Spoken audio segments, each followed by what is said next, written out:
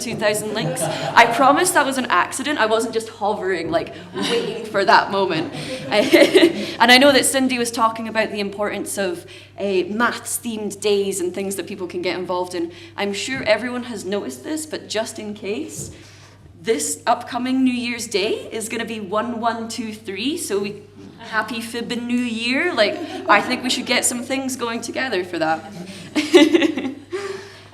So, not only do I do maths outreach now, this is my full-time job as of 4 months ago, which is terrifying.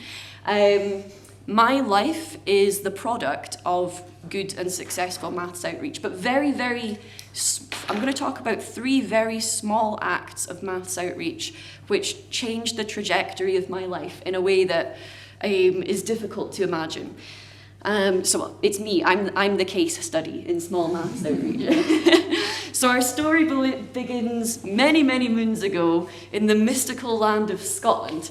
So here's Scotland. If you can't tell by the accent, I am Scottish, and I am from here. And just as a background to Scotland, the green parts are what is considered rural, and the blue parts are urban areas. So it's a very, very spread out community, but nearly 1/5 of people in Scotland live in a rural area, and it's defined by it takes you more than half an hour to drive to a settlement of 10,000 people, which is small. Anyway, which would not be too much of an issue, everyone in Scotland being spread out, because it's a beautiful country. Not as beautiful as Switzerland. I'm stunned by the landscape here. It's a beautiful country, everyone's quite spread out, and that would be fine if our internet was good. It's not. So that's a huge challenge for a lot of people in Scotland, especially up in the islands. This map is wrong. They've made the islands look closer than they are. And there's a whole other island up top that's not even shown here. So everyone is quite rural, and we rely on internet a lot for outreach. But I was born in 1991, before there was even internet. So here's where I'm going to start the story, where this is me, age 7, a kind of normal-ish child, but not for long. That was about to change. So when I was 7 years old, that was the most pivotal year of my life. Things changed for the better, and things changed for the worse. So we had a project in primary school where we had to build the net of a shape. And, everyone was making cubes, cuboids, and some people were making prisms, and then I made this shape here, which my mum still keeps in her loft. And I'm sure everyone here would know the shape is... A piece from the rhombic dodecahedron? Yeah, it could be a piece for rhombic dodecahedron. We call them parallelepipeds. Yeah. So it's a parallelepiped, but nobody in my very small primary school, none of the teachers, nobody knew what this shape was. Nobody could figure it out. So what my primary school did, and this is such a small act, but it had so much impact, was they posted the shape from the top of Scotland, the north where I am, down to the university in the south of Scotland, and said, we've got a kid who made a shape, what is this shape? And the university sent me back a letter to my primary school, which again, my mum is very proud of and still keeps in a special box. And at the end, it explains that this shape is a parallelepiped, and at the end it says, I'd like to congratulate you on making a special parallelepiped, which is a very hard thing to do, especially at your age. I do hope that this success will encourage you to enjoy the opportunities in mathematics. And it did. It really did. This changed my life. So that was the good thing that happened when I was 7. Unfortunately, also at the age of 7, my dad died. Really, really sadly. So this is my dad here. You can see where the style comes from. Yeah, so my father died, and it was, for some reason, national news. So this is what the Scottish Herald decided to run. This is the article from 1998 about my father's death, and it says, the mystery surrounding the death of one of the best-known leaders of motorcycle gangs in Scotland was solved yesterday. Very short article that ends with heroin overdose. So at that point, I'm 7 years old. I've just discovered that I I'm into maths and I may be good at it, but I have now been flung into a statistical category where I am in a single parent family. I'm growing up in quite a lot of poverty. Yeah, very poor income. And also I'm facing all of this stigma to do with drugs deaths, because if you think maths outreach is hard, try doing drug harm reduction outreach. Nobody wants to hear it, it's a dirty subject, people shy away from it, which is very unfortunate because in Scotland it's becoming more and more common. So this is a terrible statistic in Scotland. So here's kind of how it was. Not particularly uncommon for people in your family to die of drugs death. And you think, one person dying, the amount of family members that then carry that stigma and the shame.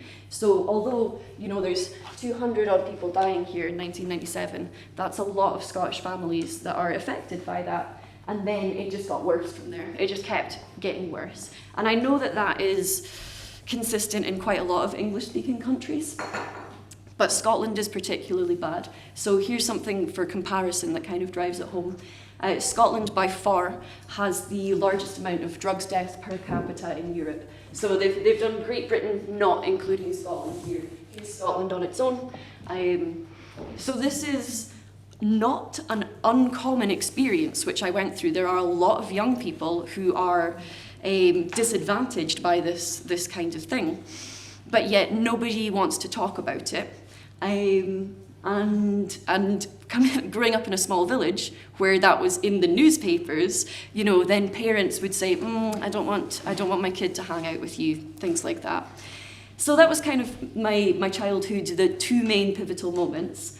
And then I decided I want to keep going with this maths thing. I'm really encouraged by that letter. So I begged my mum when we were in a shop one day. I saw this book here, Carl Vorderman's How Maths Works. And this was the second small act of maths outreach. So my mum bought me this book here, and I read it from cover to cover. I can still tell you that the order of the pages and everything. I really clung on to this book, and I thought, this is my ticket out of here. This is how I'm going to beat the fact that I am now statistically not likely to achieve more than one higher, which is the qualification you do when you're 16 years old. Coming from a disadvantaged background, I was not expected to achieve, but I wanted to. And I saw maths as my route for doing it. So this was what I had. I had Carol Vorderman's How Maths Works. Do you know Carol Vorderman at all? She's a TV, Countdown? No? It's a TV show about maths in the UK, but she was the person who did the maths part. And there is girls on the cover. Yes, that's true. Yeah. So I definitely related to Carol Vorderman, and I know that a lot of women in Scotland and the UK who do maths. Carol Vorderman was one of their idols growing up because she was on TV and she would do maths calculations very quickly on the fly. But this is only the very tip of kind of what you should have as a rounded maths outreach experience as a young person. But I didn't have access to any of these things. I did not have any idea that maths competitions were a thing. Never heard of the Maths Olympiad. My mum and my family, none of them had ever gone to university. We didn't know anyone who'd ever been to university. Hence why it was so amazing that we got a letter from university and we kept hold of it. So I couldn't really have these mathematical conversations that you might have with your children. The idea that real people could solve a Rubik's Cube was out the window. The idea that you could know someone who would be able to solve a Rubik's Cube was just unthinkable. That's not a real thing. People can't really solve Rubik's Cubes. I can solve a Rubik's Cube. All of the things that are considered kind of classical maths problems that you would show to a young person or child, Tower of Hanoi, 9 dots, magic squares, I didn't get in touch with any of them until I was in my 20s. And like Olga was saying earlier, I managed to make it entirely through a maths degree without anyone ever recommending Martin Gardner to me or talking about a Sierpinski triangle or a hexaflexagon because we were so focused on the course at university. So that was kind of my childhood. I grew up in social isolation because of how Scotland is geographically and also because of my social standing within Scotland. And I grew up in academic isolation because all of the universities are in the south, all of the outreach is done in the cities, and I didn't know anyone who had ever been to university, so I couldn't have these kind of conversations. Then, this is the third small act of outreach that entirely changed my life. This is Professor Adam McBride. I used to have a fringe. This Professor Adam McBride came from a university in Glasgow in the south and did a tour of schools up north, and he did kind of like popular maths lectures where he would do the proofs by induction where you prove like nonsensical things. So I vividly remember him proving that a horse had 6 legs, and I was like, what? That element of surprise. And I remember sitting in the assembly and watching him do this amazing maths talk, and then thinking, I have to go and speak to this guy, I need to go and speak to him, and I'm feeling like my heartbeat in my chest as I was like walking up to someone for the first time after a lecture to be like, hello, I really like maths, what should I do? And then he asked if I wanted to be an engineer, and I said, I don't think so. And so he said, you should study pure maths at Aberdeen University. And that was, I was 16 years old, and that was the first time I'd ever heard the term pure maths. I didn't know there were different kinds of maths at that point. And he said, Aberdeen University is the place that does pure maths well, and you should go there. So I did. I followed his advice and went to Aberdeen University. And at this point, when I graduated, I thought I had made it. I was like, I've got a degree. I have changed my life prospects. I've really turned things around and I've made it. And there was so much support, and like those 3 small outreach acts, without them, I really don't want to think about where my life would have gone. And so then I decided, because my life had been changed in such a positive way with maths, that I wanted to become a teacher because I wanted to give back to my community. And I think that's, everyone in outreach wants to give back to the community. And also everyone who does maths teaching is because you want to give back. So during in the UK, or in Scotland definitely as well, you do a degree in your subject, and then you do a year after your degree teaching. So you don't decide to do teaching whilst you're doing your degree, totally separate. So my postgraduate teaching year, that was where I found my people for the first time. I felt like I had a community. Because when people go into maths teaching, it's because they love maths and they want to share that love of maths, and they just want to embrace being nerdy and express things nerdily. And I was like, yes, I have a place in the world, it's here. I'm so happy. And I feel like I learned more in my postgrad teaching qualification about maths than I did in my undergrad, which was supposedly about maths, because that's where I got to learn about all of the cool things that we all talk about now. And yeah, so then I also, after that, I got into like the teaching community. I started going to teacher conferences, and that's where I met one of my idols, Chris Smith, who is probably like the biggest maths teacher in Scotland. So he won Maths Teacher of the Year. He's an amazing guy, and he makes a weekly maths newsletter, which you can subscribe to. I would totally recommend. It is just his maths department's newsletter, so it has things like the milk rota, but there's always puzzles, fun facts, like a weekly puzzle, and just things that are going on in Scotland. And it has nearly 5,000 subscribers. So conversely, if you ever want to get in touch with all of the maths teachers in Scotland on maths, Chris Smith always takes suggestions, and if you want to channel into the maths teacher scene, this is the way to do it with Chris Smith's maths newsletter. And he would speak at conferences to teachers about doing things which are essentially outreach, and a lot of the outreach in Scotland falls on teachers to do for free in the evenings in their own time. And so he would do things like, he noticed before Pi Day in 2013 that his car mileage was almost high. And so what he did was he took all of the children from the classroom out into the car park and drove around the car park multiple times until they actually hit the pi mileage. And all of the kids were like, yes! Like there's a kid in the car filming it, the kids outside are filming it. And I saw this and I thought, that's the energy that we need to bring to schools. Like that's so cool. That's going to create so many little maths nerds. And then I think this is his piece de resistance, or pies de resistance, if you will. Don't laugh, it was awful. So last year, he made this puzzle hunt for the community. So it's what for families to do with their children in the village that he lives. And it was just a Google form. It is just a Google form that leads you around this little path, like a treasure hunt. And all of the questions are poems. So, this one, you have to look at the bus timetable, figure out which bus has a palindrome, what time would you get the 1A bus. And then you answer all of these things, and it leads you around this little trail. And there was prizes and stuff like that. So, that's not a groundbreaking concept. It's pretty cool. We've done community treasure trails and stuff before. But at the very end of Chris Smith's treasure trail, you get a video that shows that the route that you have walked, so everywhere you've been, looks like this.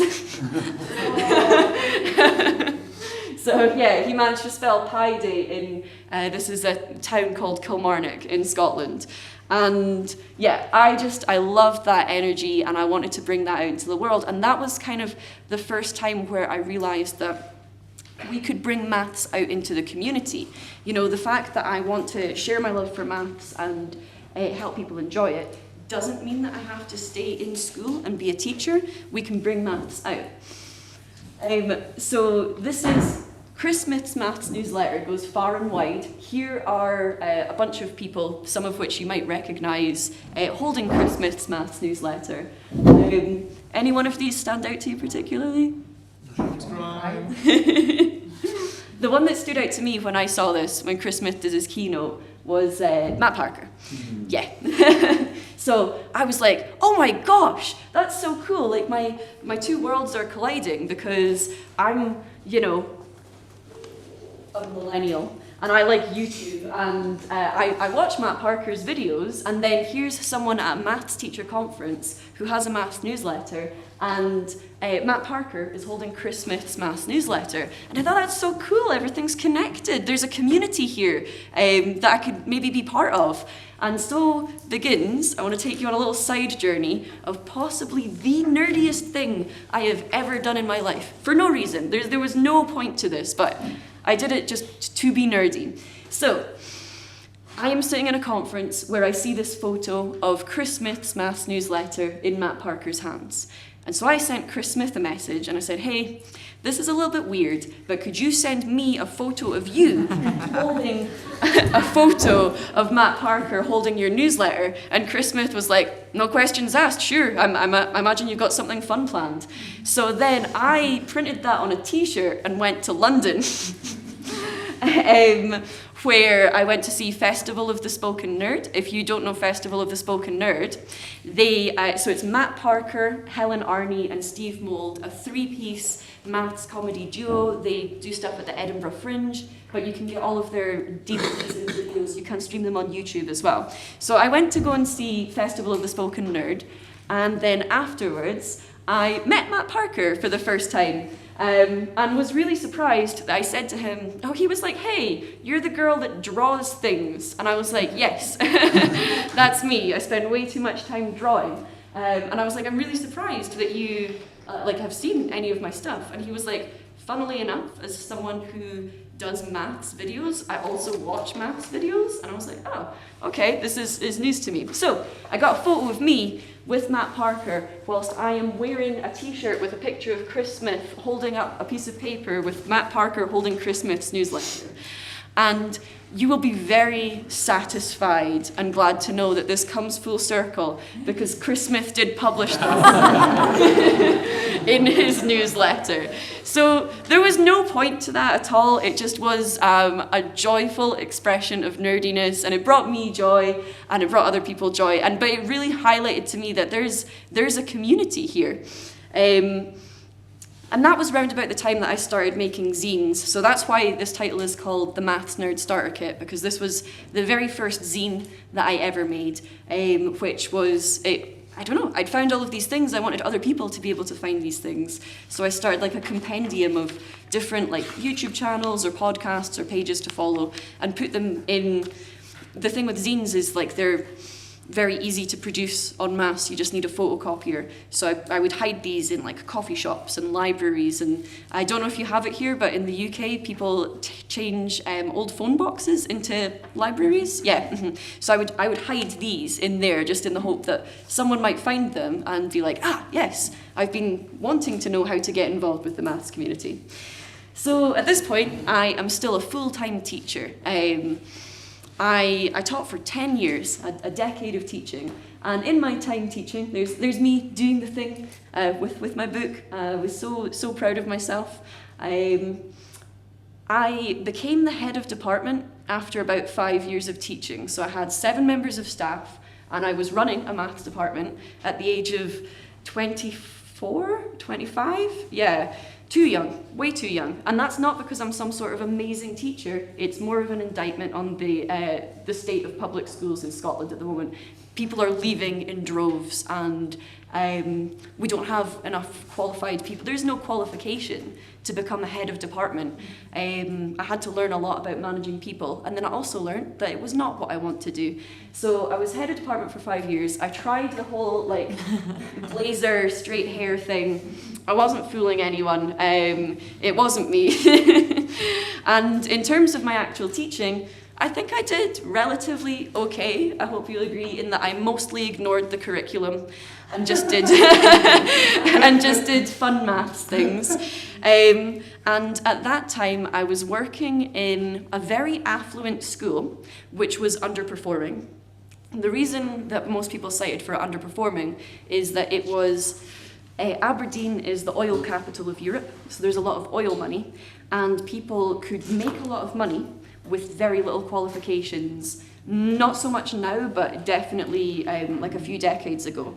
So what we had was a demographic of young people who were affluent, had a lot of money, but their primary caregiver probably didn't go to university, so they had quite a negative attitude towards school, kind of like, oh, I didn't have any qualifications, and look at me, I'm just fine, was the general idea. And there was a lot of nepotism, you know, my dad works in the oil, he's going to get me a job in the oil. So kids were really apathetic towards maths and education in general. And so our results in that school were pretty bad. Not awful, but pretty bad. We were in a council which was underperforming, and in that council, we were also below average, so not doing so well. And then I tried to kind of, using the techniques that I was seeing people use from Maths Outreach, I tried to bring that into the classroom and change the ethos and the idea that people had about maths. So I started with just very small things like a puzzle exchange, take a puzzle, leave a puzzle. I started doing an equation of the week board. And then we started getting involved in pi days. So this was the piathlon, where you had to recite 20 digits of pi, run pi 100 meters, and then try and eat a pie with no hands, which the kids loved. And then I started seeing that the attitude towards maths was changing within the school. So I found a kid wrote this on a calculator at one point. I was like, oh, I have to take a photo of that. And then people started making their calculators their own. They were kind of taking pride in their work and wanted to show their individuality in the maths classroom. And customizing calculators. This one's absolutely beautiful. And I didn't ask any of the kids to do this. It just kind of sprung up organically when they started thinking about maths and enjoying it. They were still kids though, so some of the calculators looked like this. And then I started organizing outreach to come into the school. So I was very, very passionate about climate justice, and so I would get in touch with local professors from climate change from the universities, and I would get them to come in and give talks. Nothing groundbreaking, but as a teacher, you have no allotted time for this. So this is all extra on everything that you're expected to do. And then I organised Skype calls. There's plenty of people that do this, like Skype a scientist, but I just kind of got in touch with the RSS James Cook, who were doing a lot of engineering about carbon capture, and they were out on a boat. So they're on a boat as research crews, and they were Skyping into the class, kind of talking to them. And it really did change the attitude towards maths in school. So I saw the power of outreach. Like, I'd felt it myself, but I felt like I was doing this. I was affecting change. I was bringing outreach to people. And there's Maths Week Scotland is a national week for maths, and there are various competitions. So across 3 years, we went from not celebrating Maths Week Scotland in the school, we didn't do it because nobody had the time or the energy, which is fair when you're a teacher, to the first year that we celebrated Maths Week Scotland, we got 4 medals. And then by the second year that we celebrated Maths Week Scotland, we managed to get all of these medals for our pupils in a cohort of about 700 people, but the medals I was really, really happy with. So I was like, yes, it can be done. I'm doing this. It's my dream. Maths changed my life, and now I'm bringing maths into young people's lives, and it's making a difference. And that was the point when I thought, now I need to try and bring that to a community which represents something more like where I grew up. So I grew up in a part of town that you wouldn't want to go to. The kind of place where, I don't know, you see cars and motorbikes on fire. When I was in school, I saw someone get their ear bitten off. Stuff like that. So I was like, right, I need to go back to those kind of communities because I've built up these skills now, I can do it. And I completely underestimated the challenges that come from working in a deprived area. So I went from being quite a successful teacher and a successful maths outreacher to being completely ineffective. I started working in the most deprived school in Scotland, and I couldn't get on top of it. There was so much need. I couldn't meet those needs. And there was just this cycle that you couldn't break out of where there's so much complexities to multiple deprivation, and I was quite naive when I went into this. It worked in one school, it'll work in another school. Absolutely not.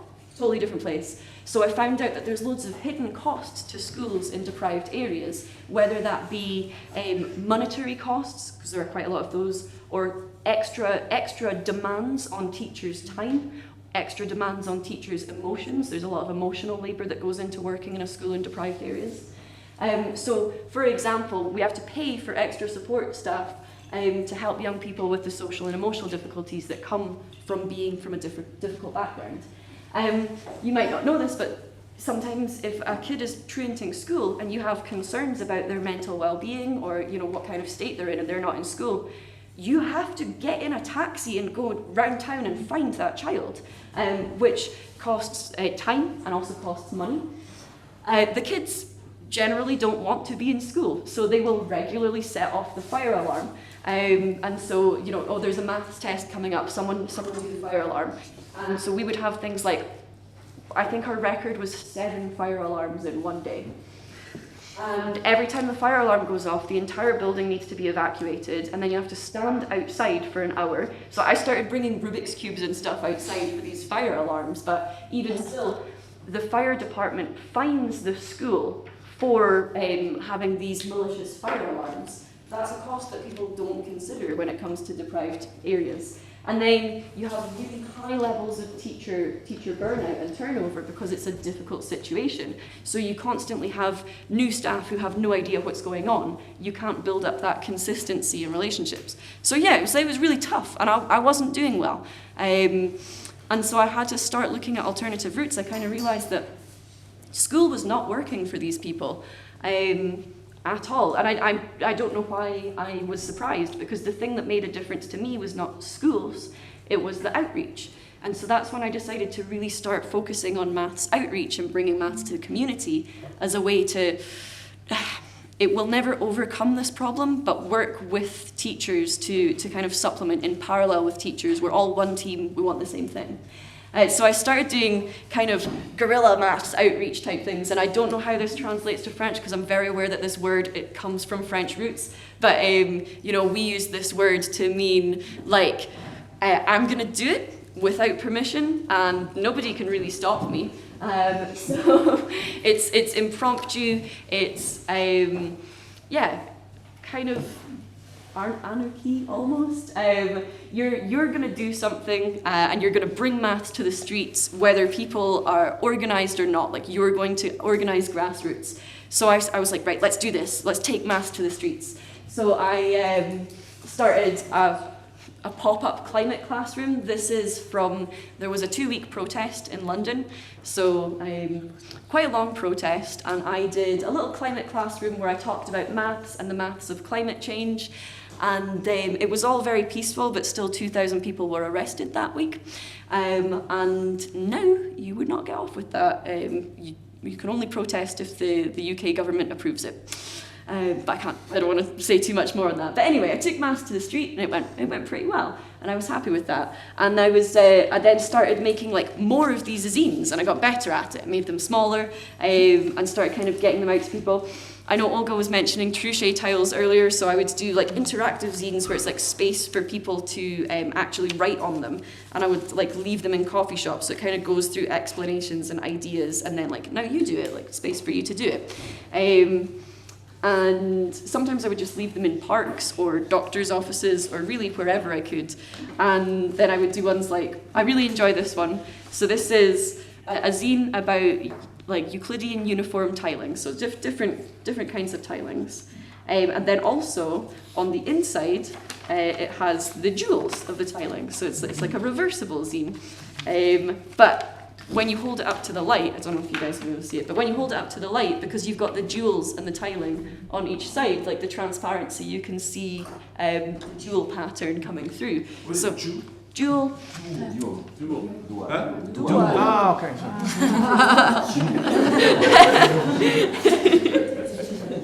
Thank you.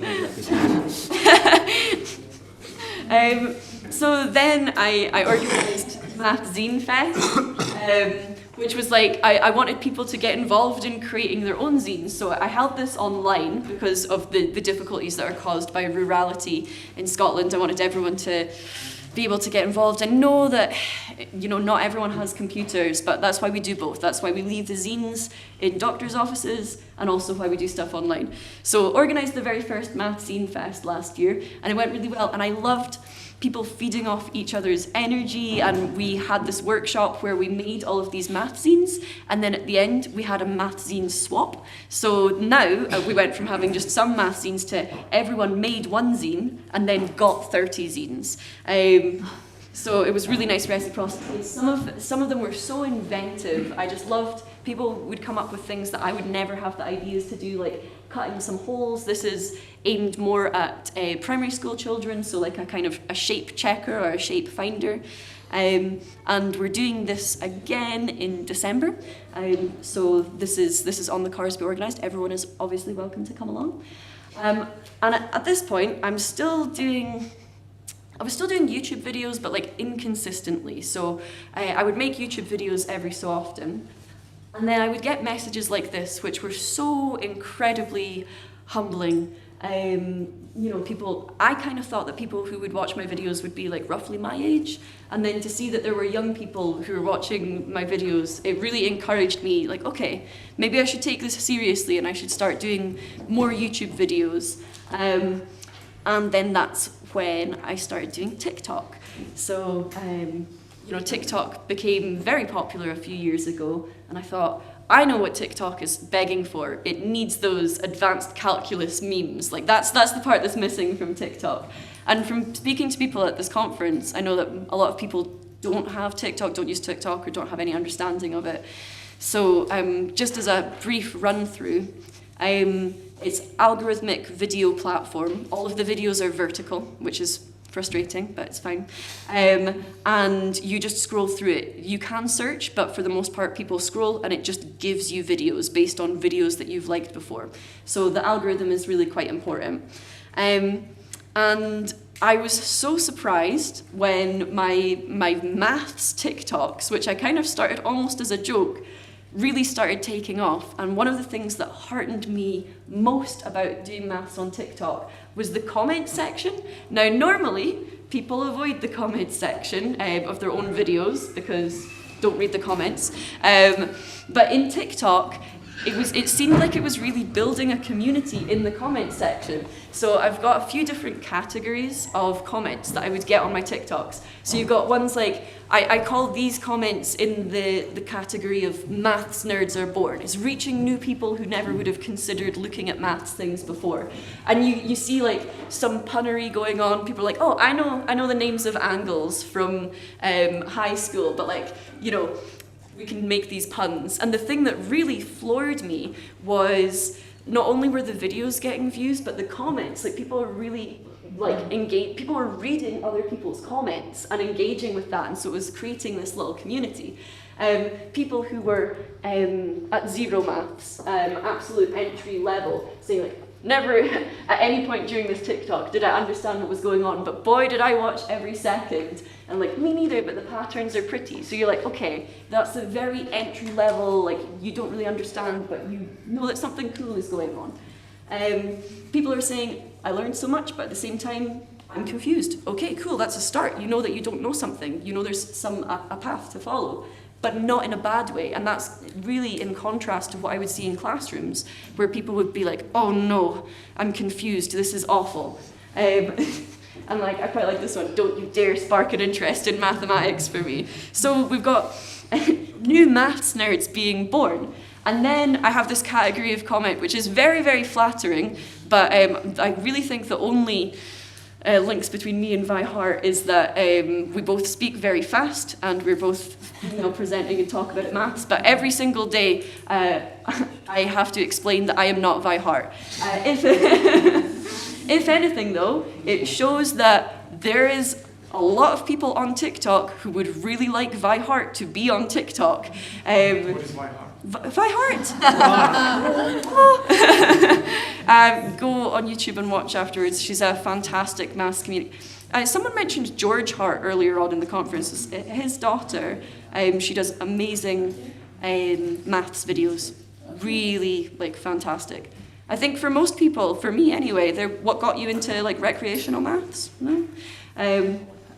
Then I have times where people in the comment section are actually learning. So people saying like, okay, I really love maths and patterns, but I want to be sure that I understood this. Can you tell me a little bit more?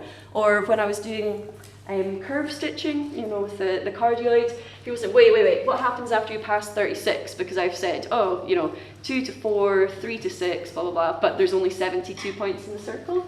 So people asking to understand it and checking that they understand. And then also teachers, this person here is actually one of many maths drag queens on TikTok, saying that they're going to use this in their class this year. So it's learning for people who are trying to learn maths, but also teachers are getting ideas of things that they can use in class from TikTok. And then we have people who are already experts firing in with high-level discussions into the comment section saying, hey, I actually know something about this.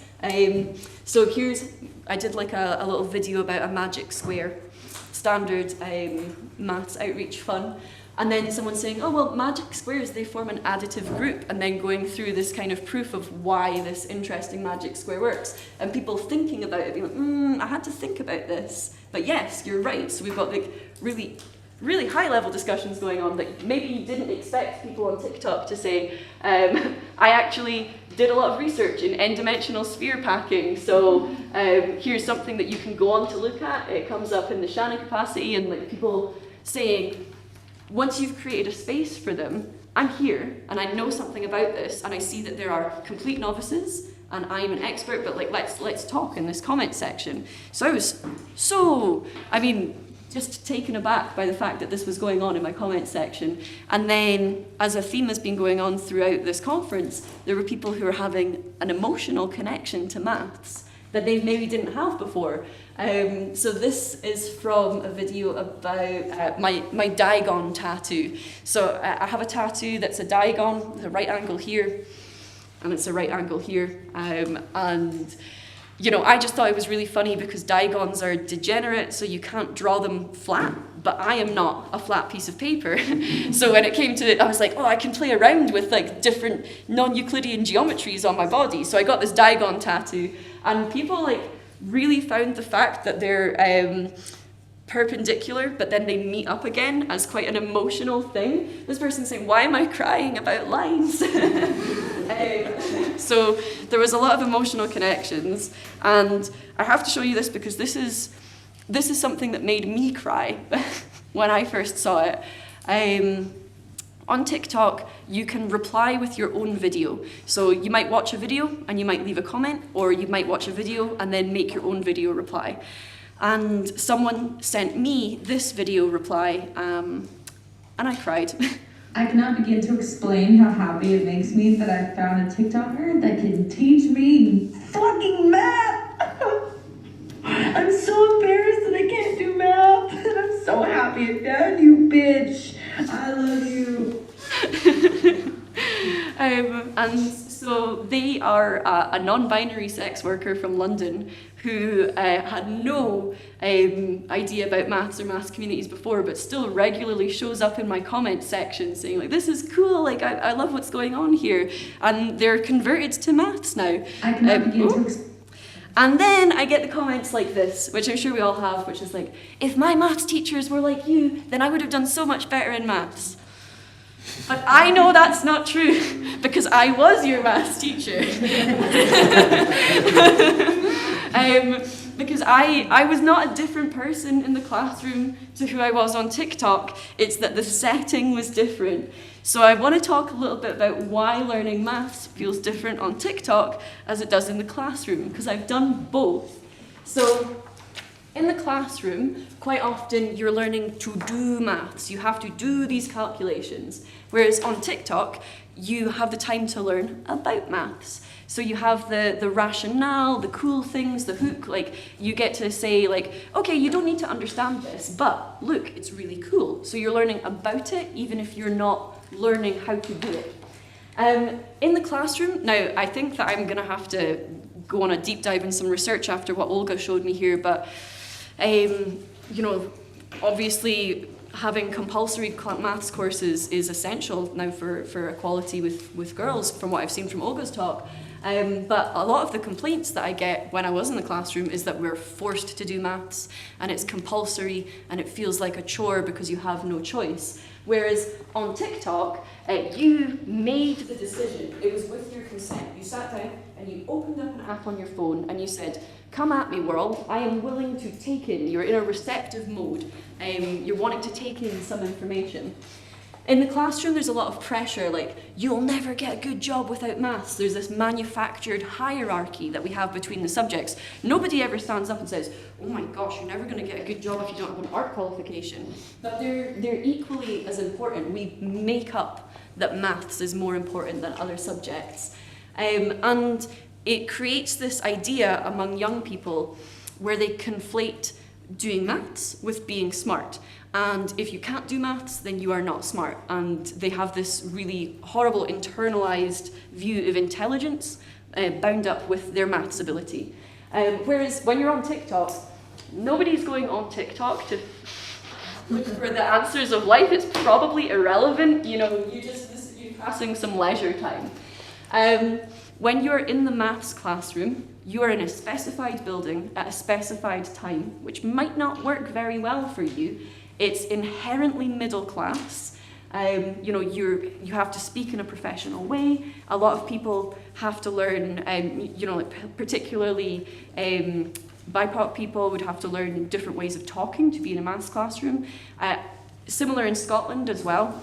There's kind of dialects in Scotland which are so far down the route of Scots that they are not really English. They're not recognisable as English, and that's how the kids speak to each other. So like Doric is this way that they talk to each other, and if you heard it, you would not recognise it as English, but then when they come into the classroom, they can't talk like that. They have to talk properly.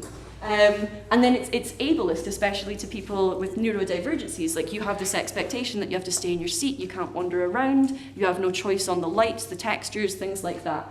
And I'm not saying that teachers try their best, they really do, but they are limited in what they can do.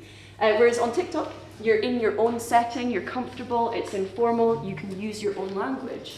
And then in the classroom, you're in a room with 30 other people. And if you're a teenager, you're at a time where your brain is very sensitive to social interactions and where you fit in a social hierarchy. And we're trying to say to people, don't focus on the 30 other people in the room, focus on the maths.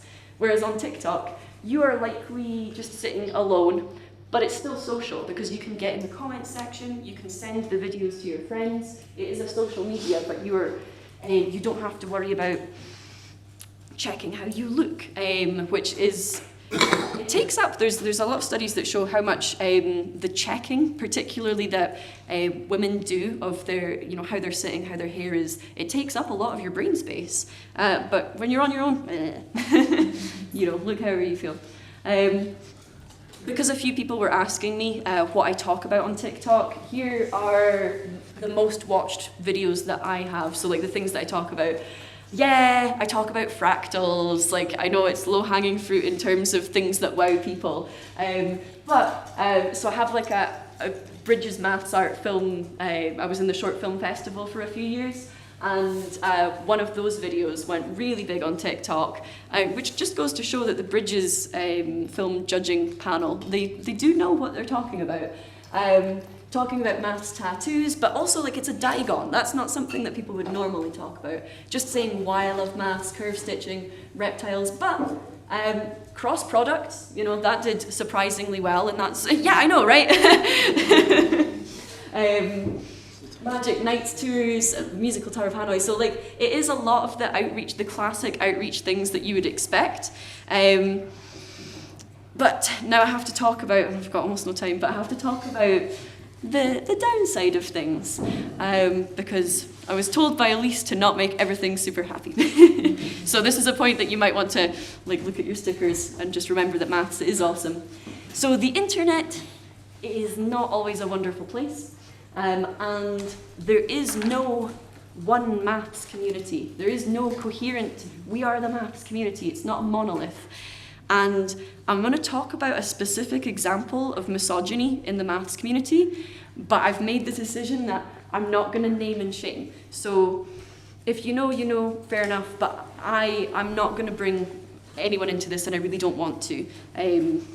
I'll talk about that in a second. So there was a video last year which was billed as the biggest STEM collaboration for charity, and there's loads of maths people got involved, and you'll probably recognise a lot of these maths outreachers. And I'm nothing against them, they would have just been contacted, do you want to get involved in this project? And we're all a very, loving and open bunch, and we're up for things. So they all would have said, like, yeah, I want to be part of your project. So there's a YouTuber who is a guy who organised this project. And it looks like quite a good project. You see any issues with it? One girl. I can see 3 femme presenting people. And then also, by heart, if you know, you're like, okay, yes, but you have to know that that's by heart. But also, I think Vi Hart has spoken about not really caring about gender anyway. So yeah, a lot of the comments on Twitter rightly said, there are not many women in here. Where's your women? And so this person, this guy who made this video, he defended himself on Twitter by saying, you have no idea how many female STEM personalities I contacted, probably around 40. Do you think any of them would reply? Or they're like, nah. So, he's obviously thinking about it. He knows that diversity is important. He knows it is important to get women involved in maths. And so when he was making this big Christmas collaboration, got in touch with people, and they didn't reply. And I saw this, and I thought, I wonder why none of the women that you got in touch with replied. Mystery.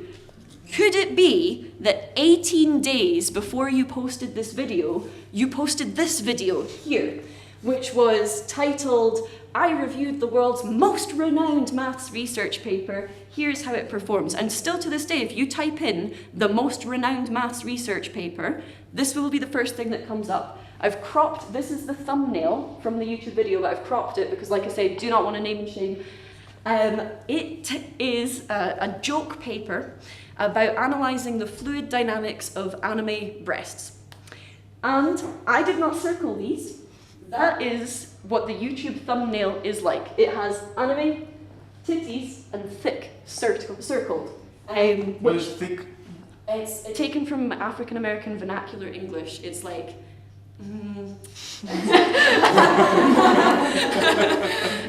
So it's appropriated anyway from a culture that is not his, but it's like a curvaceous woman, I guess. Yeah. But it's used in other contexts as well. So he is a guy who is profiting off of, look at the thumbnail, he's got this. And when I saw this, I genuinely cried. I really cried because I thought I found my place. I thought that I was part of this maths community, and then this came crumbling down. Like, oh my gosh, we talk about how we're going to fight misogyny as if changing the pronouns that we use in the examples that we have will make a difference. Like, oh, let's not have a man was walking 4 kilometers an hour for 15. If we change it to she, maybe it'll make a difference. No, this is what we're up against. It's so much more.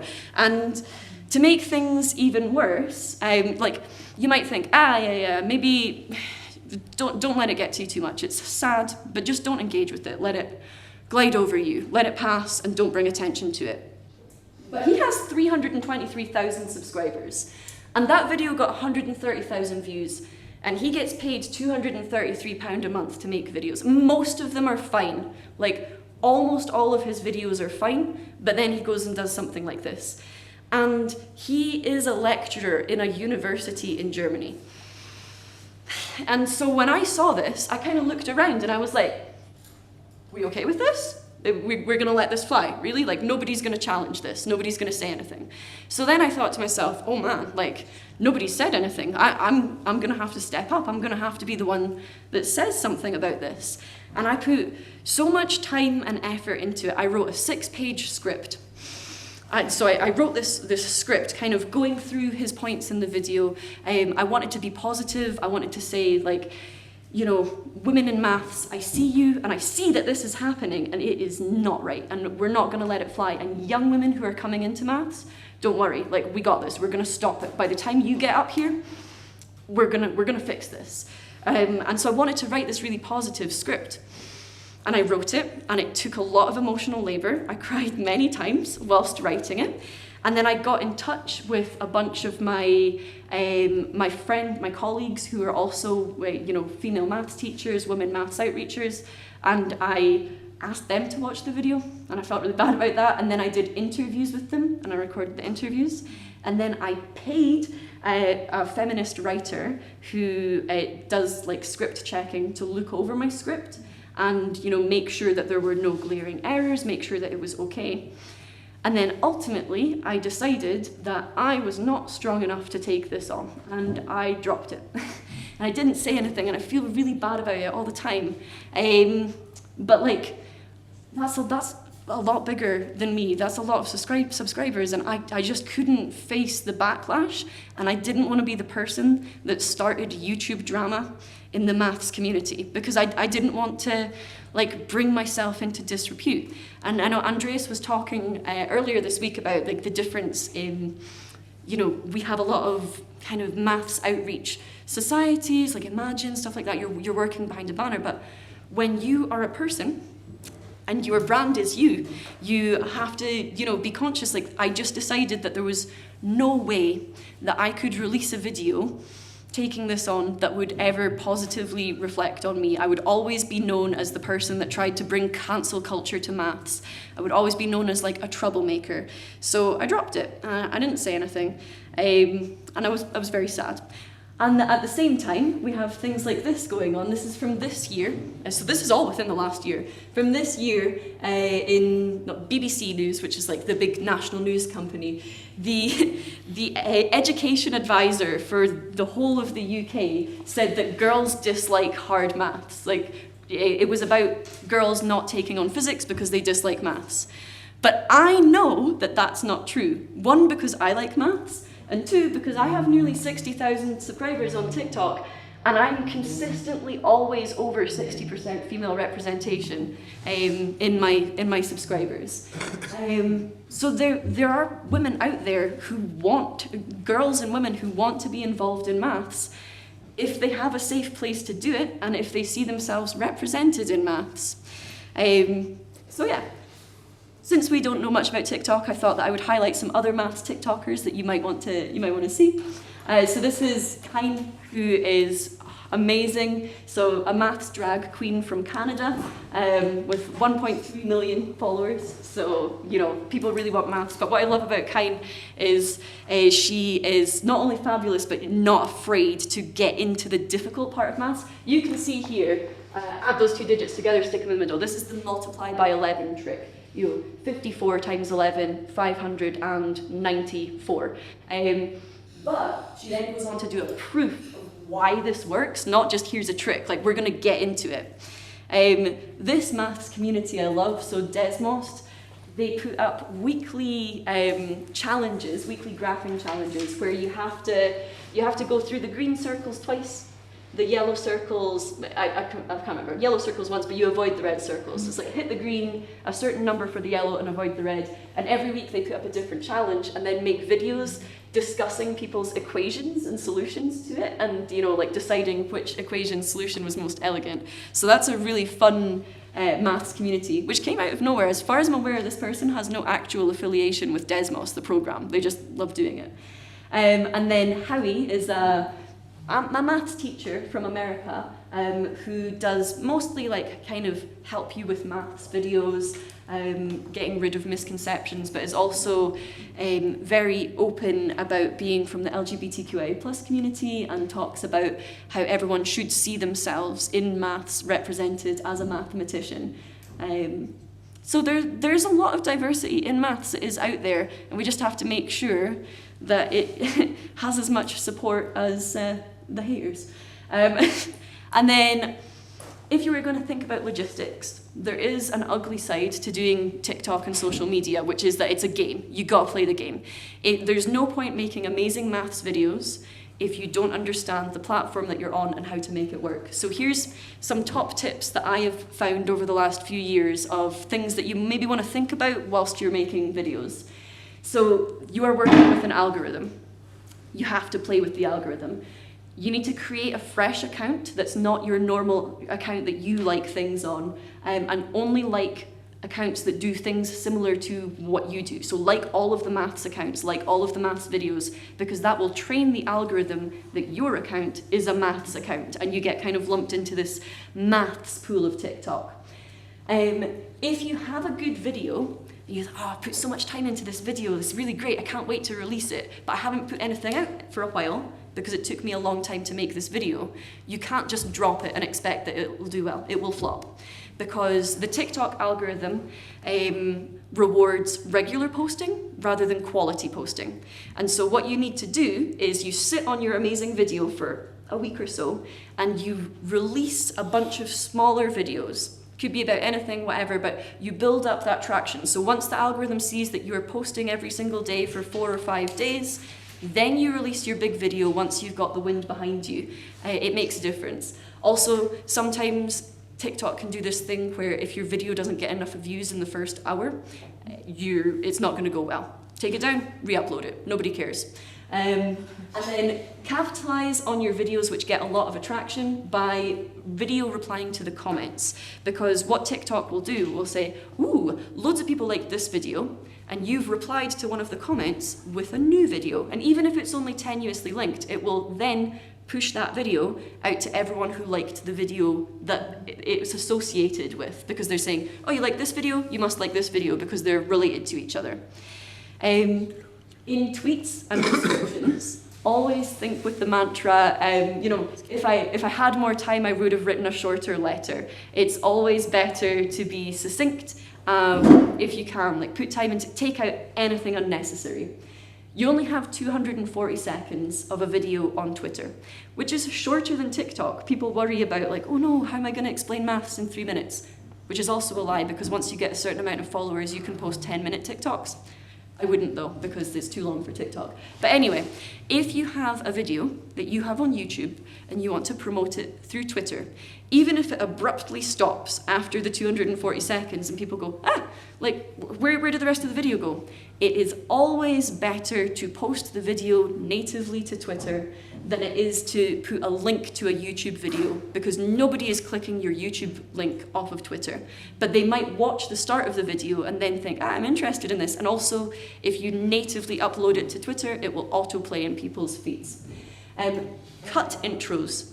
I think you started talking about Twitter all the time, but you still mean TikTok? No. So I'm just kind of talking about social media in general. Like these are, but thank you, yeah. So these are principles that apply to both, really.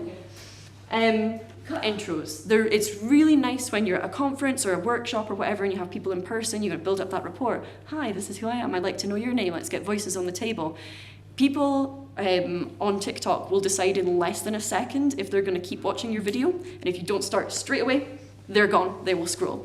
So do not put any intros to your video. Just start with the best thing. Start strong. There's something called the millennial pause. Millennials are old in the world of TikTok. And something that like the younger people on TikTok make fun of us for is when you first start a video, you go, and then you don't start speaking straight away. Go back in, edit your video so that the very first frame is mid your first syllable. They want it to start straight away. They will make fun of you if you don't. And also understand that if you're doing something, like whatever platform you're doing something on, you're not outside of that platform being like, here's some maths. You need to be part of the platform that you're posting on. So you need to know what the current feel is, what the trends are, use those trends. So sorry that you're going to have to watch some TikToks if you want to post some TikToks. That being said, with all of these kind of ideas, be true to yourself. If there's one of two of these that you're like, that doesn't fly with me, it's not a make or break. Because there's so many different things that you can do to make your videos go better. So for example, I dislike hashtags. I don't like them at all, so I don't use them. Any social media manager would tell you to use hashtags. I hate them, so I don't use them. It's never held me back because I've got all of these other things going on. And this is for you personally. If you decide to join YouTube, TikTok or whatever, you don't feed the trolls. People, not so much on TikTok, more on YouTube, people will leave mean comments. And I kind of made a rule for myself when I first started doing stuff on videos that if I have a negative emotional reaction to a comment, I will not reply. Even if I think that they're wrong and I could do a good reply, if I've had that negative emotional reaction, there is nothing to be gained from trying to justify yourself. You're only gonna get yourself down. So we don't feed the trolls. Remember that this is collaboration, not competition. So I'm sure you know the analogy about the pie. I would love to see people from this conference or more people getting involved in the maths side of TikTok or maths YouTube, because it's not like there's a set amount of people on TikTok who like maths, and if you join TikTok, they're not gonna watch my videos, they're gonna watch your videos instead. Like, no, there will be more people who are into TikTok, into maths on TikTok. The pie gets bigger. It's not a slice of the pie. This is not a zero-sum game. And here's some final conclusions. So we've talked a lot in this conference about the need for translation. When you find an amazing book or article or something in one language, translating it to another language. But it's also important to translate the form. So if there are people that do not engage with books or articles or magazines, or cannot engage with books and articles and magazines, translate the form into a video format, or like I use very fast-paced, kind of artificially sweetened videos. Make it accessible to people by having more forms available. And when I first started doing TikTok, like I say, I talked about all of the kind of low-hanging fruit fractals, hexaflexagons, like all of the Mobius loops, all of these fun things. And this is the second time that we've had an XKCD comic in, but it's just too good. This perfectly explains how even if you think that everyone knows something, like you might think everyone knows about hexaflexagons. it would take 10,000 new people learning that thing every single day for everyone to actually know that thing. So even if you say to all your maths friends, like, oh, hexaflexagons are cool, and they're like, ah, I already knew that from when I was a kid and I used to like read Martin Gardner things. Hexaflexagons are cool. Yeah, I used to watch Vi Hart videos when I was younger. But then there are all of these new people who don't read Martin Gardner, who don't watch YouTube videos in Vi Hart, and you can translate it into a form for them, like TikTok, and then now they know about hexaflexagons. There is no one best way to do maths outreach. That's really important. Sometimes it feels like we're heading towards a pinnacle goal. It's not like that. There is not a best way. There are good and bad ways, but there's no one best way to do it, because we need all kinds of maths outreach on all different platforms by all kinds of people. You know, we need as many people involved in maths outreach as possible. And I want you to let your passion shine through you, who you are, because you bring everyone in the world has a life just as complex as you. And it's mind-blowing when you realize that every single person in this room has just as complicated a life as you do, and you bring so much to the table. So don't discount that when you're doing maths outreach. Bring yourself to the table, because people will be able to relate to you, and we can build intersectional maths communities. And finally, maths outreach saves lives. You're doing important work. Please remember it. And I know, because maths outreach saved my life.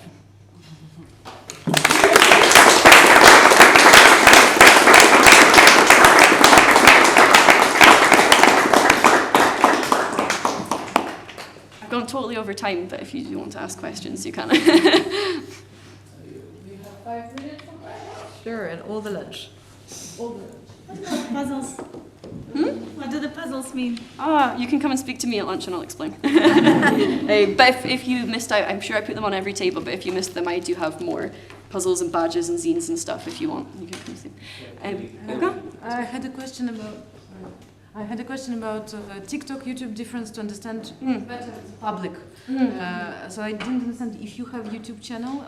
Can you give statistics, for example, on female, male audience to compare? So and on the age as well, just to be clear, who are we missing if we do only YouTube videos? If I can complete the question also on whether people are looking at it on their phone or on a computer.